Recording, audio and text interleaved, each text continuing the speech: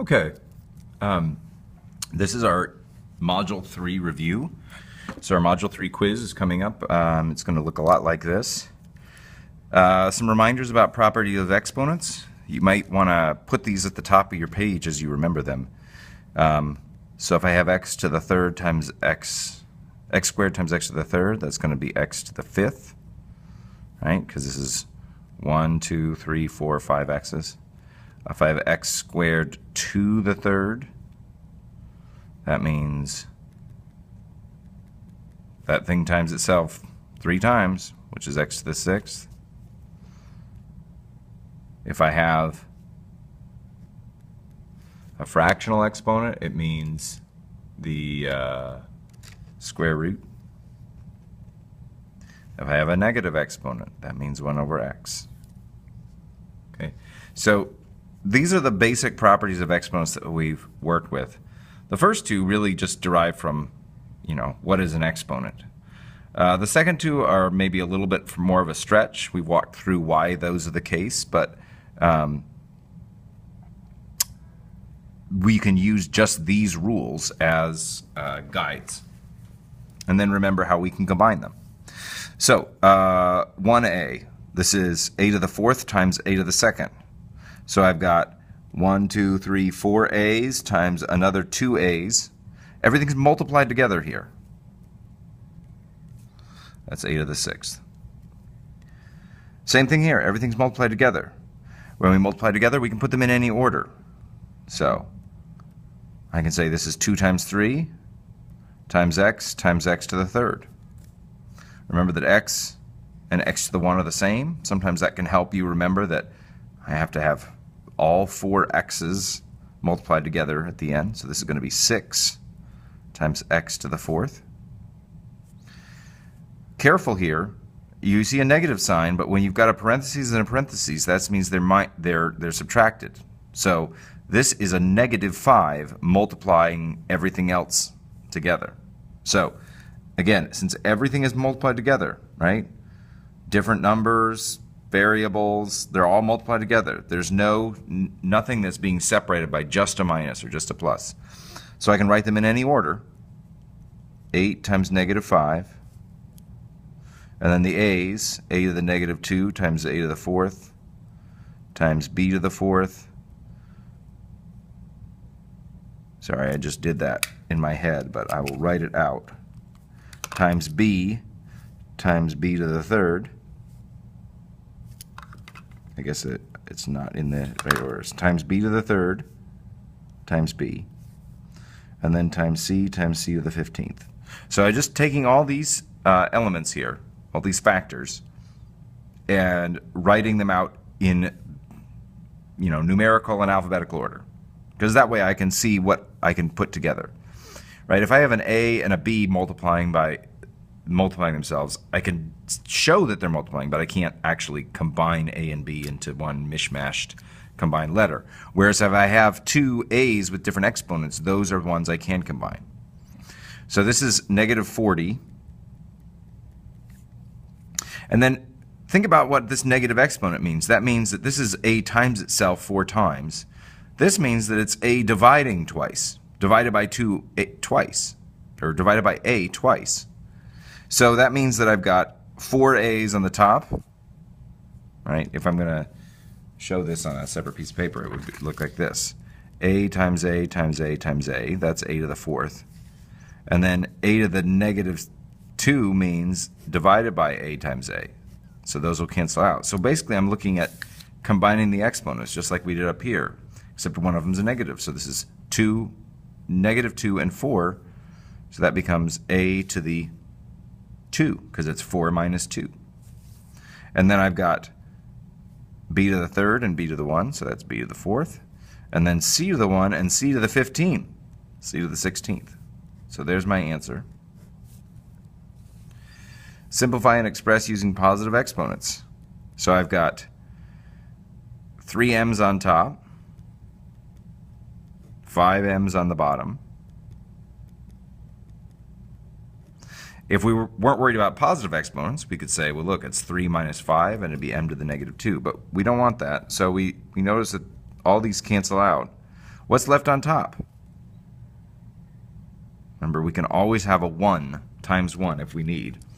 So this is 1 over m times m, or 1 over m squared. B. So I've got a 4 here, and I've got a 12 underneath. That's a 4 times 3, right? Then I've got an x to the third, and an x, and a z to the third, and a z to the second. So that means the 4's cancel out. So I'm left with a 3 on the bottom. One of the x's cancels out, and I'm left with 2 more on top. And one of the z's cancels out, and I'm left with 1z on top. So here's my answer. X squared z over 3. If you wanted to actually write these out, x, x, x on the top and x on the bottom, and then cancel when there's one of each on top and bottom, you can do that.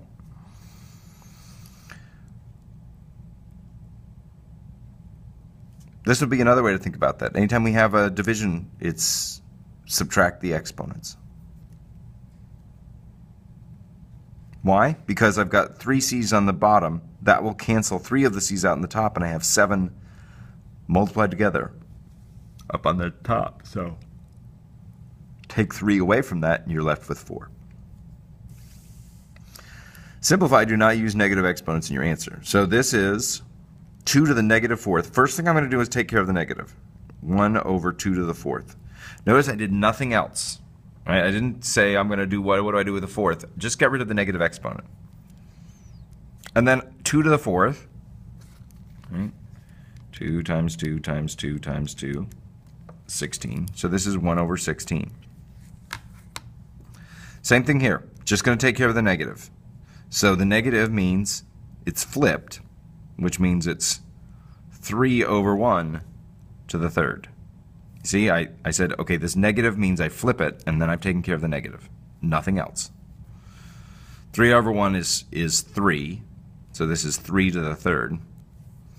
So that's 3 times 3 times 3. 3 times 3 is 9, times 3 is 27. There's my answers. Simplify. The 5th root of 32, so that means we're saying there's some number that equals 32 when multiplied together by itself 5 times. What is that number? Our calculators have a button for doing this.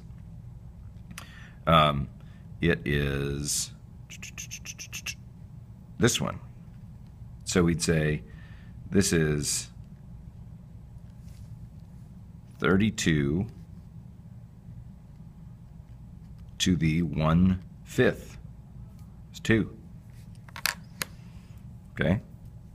So this is 2 here. 2. 20 to the 0, okay? 0, the 0 exponent, remember, that means that if it was like 20 to the 3rd over 20 to the 3rd, that would be 20 to the 3 minus 3, or 20 to the 0. So that means we're dividing by the same thing that's we start with. That's always going to equal 1. So this is 2 plus 1, or 3. Let's see. I just went down vertically. I'm noticing that there's number 4. I'm going to finish at number 5, and then I'll go back to number 4. So 5 times m to the 0, right? So m to the 0 is 1.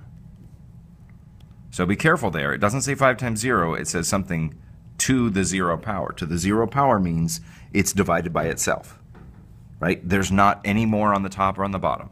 There are none left over when you finish canceling. So that's what you're left with, is something divided by itself, 1. Times 49 to the 1/2. Okay, so what do I want to take care of first? The half or the negative? I'm going to choose the negative, and I'm going to say, okay, this is 1 over 49 to the 1/2, which equals 5 times 1 over the square root of 49, that's what a half means, equals 5 times 1 over 7, or 5/7. Now, if you don't like taking care of the negative first, you want to do that at the very end, do the flipping at the very end, that's fine. You can say, well, this is 5m to the 0 times 49 to the negative 1/2. I'm going to say that this is 5 times 1 times 49, or excuse me, square root of 49, that's what the 1/2 is, to the negative 1. Okay, so you can say, I'm going to first take care of the half and turn that into a square root, or first I'm going to take care of the negative and then take care of the half. Either way, you'll end up with, right, 5 times 7 to the negative 1. So that's 5 times 1 over 7, or 5/7. So it works out either way. 16 to the 1/4. 4th root of 16. Minus 144 to the 1/2. Square root of 144. So when you take your quiz, we're going to have the table of perfect squares up there from here. From your notes. You can also use your calculator to do this. So 16 to the 1/4 is 2. Square root of 144 is 12. Negative 10. So that's 5, A, B, and C. Here's 4. This is 5AB times 5AB times 5AB times 5AB. Right? So we've got all multiplied together, 5 times 5 times 5 times 5. And then A times A times A times A. To the 4th. And then B times B times B times B, B to the 4th. So this is 5 to the 4th power. 625. 625 B to the 4th. So this says simplifying express using positive exponents. So if you do this, that's fine. You can also do it this way. 5 to the 4th, A to the 4th, B to the 4th. So it's fine if when it says express using positive exponents, that we can even do that with numbers. So either of these work.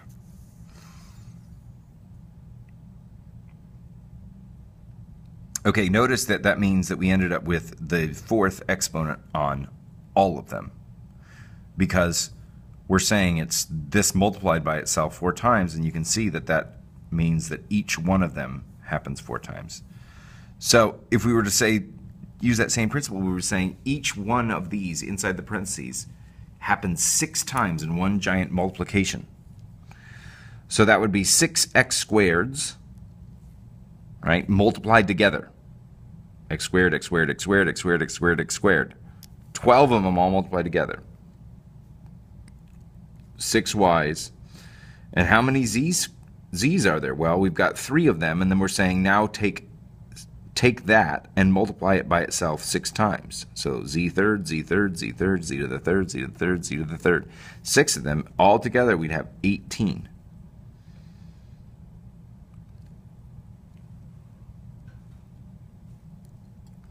Okay. And we went over this class today, 4C. This is, we could say this is all this to the 1/3. Right? That's what a cube root and to the 1/3 mean the same thing. This can be helpful because just like we did with the 6, and we said, well, look, 6 multiplies each of these. Exponent on an exponent multiplies. So now we've got exponent on a bunch of exponents. So I've got 64th to the 1/3 times m to the 6 times 1/3 is 6/3, times n to the 3 times 1/3 is 3/3, and p to the 1/3, p to the 15th to the 1/3 would be 15/3. You don't have to write out these fractions. I'm just showing you step by step.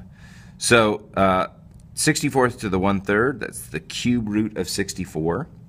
If you don't know that, you can look up on the chart or try it in your calculator, but it's 16 times 4, which is 4 times 4 times 4. So this is 4. And then 6 divided by 3 is 2, right? And 3 divided by 3 is 1. And 15 divided by 3 is 5.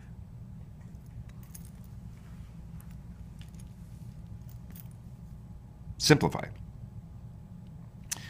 Number 6. Okay, which should we do first, the negative or the fraction? I'm going to say the negative. You can do the fraction if you want, but the negative seems to me, if I've got a fraction already in here, and when I say do the fraction, I mean the fractional exponent. If I've got a fraction in here, if I've got a negative, that means it's flipped.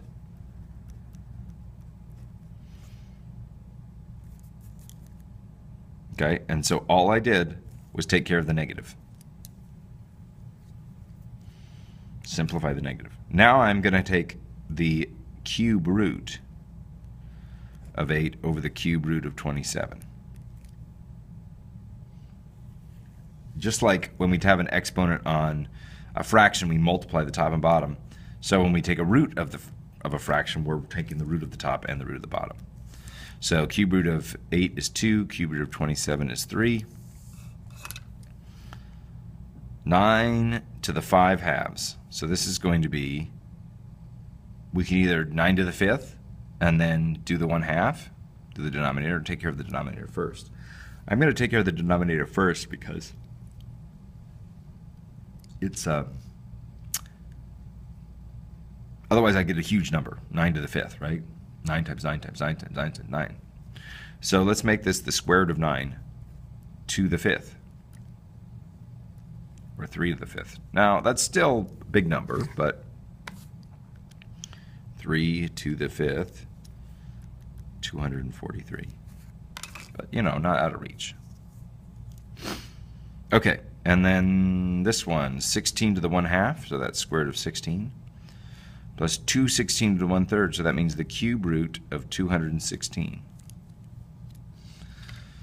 So, if you get to a test and you're like, I don't really know what the cube root of 216 is, but at least I know that to the 1/3 means the cube root, better write that than nothing at all.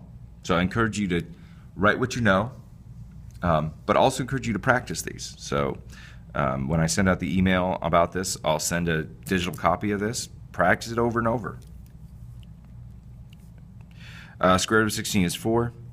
Cube root of 216. Maybe that's a little hard, but here we can do this. 216, and then it's this button right here, the x to the 1 over y, because, right, the 1 over y means which root are we taking. So we're going to say take the 1/3, and it is 6. So 4 plus 6 equals 10. All right, only one more to go. So we do actually encounter fractional exponents sometimes. This is actually a much more complicated equation when we have all the variables, but I simplified it down and say, so if you've got a power of p, and what's the distance where it's safe from that transmitter? There's actually a way to figure out what any of these numbers could be using different measurements scientifically. But let's just say that we've measured everything and we're just trying to figure out what the distance is given the power of the radio transmitter. So if it's got 2,500, we'll say watts. It doesn't quite really matter in this case. We say that's what P equals. So the distance is going to be 0.5 times 2,500 to the 1/2. So remember, exponents in our order of operations comes before multiplication. So we're going to first take the exponent, then multiply. This is 0.5 times the square root of 2,500. So you may recognize it as 0.5 times 50. That's what the square root is. So this gives you half of 50, or 25. So if we're thinking in like scientists and we say that this is 2,500 watts, then maybe the safe distance is 25 meters. It doesn't give us the units, so all we need is the numbers. All right, there's the review. I encourage you to do all the practice work that you can, and good luck on the quiz.